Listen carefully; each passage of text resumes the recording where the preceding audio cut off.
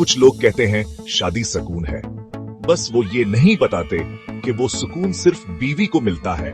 यार, कल बीवी से कहा, मैं तुम्हारे बगैर जिंदगी का तस्वुर भी नहीं कर सकता, और मुझे लगा तुम तस्वुर में भी फरी हो जाते हो।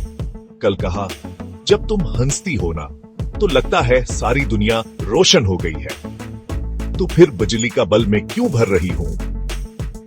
एक दिन में बेचारा खाना पकाना सीख रहा था। जब तक तुम्हारी सीखने वाली फिल्म खत्म होती है, मैं अम्मी के घर जा रही हूँ। शादी एक ऐसा रिश्ता है जहां लड़की सोचती है मैं उसे बदल दूंगी, और लड़का सोचता है मैं बदल जाऊंगा, और आखिर में दोनों गलत साबित होते हैं। अगर बीवी की हर बात पर हाँ बोलते हो तो आप कामयाब शौहर हो। लाइक करो, शेयर करो, वरना बीवी को बता देंगे।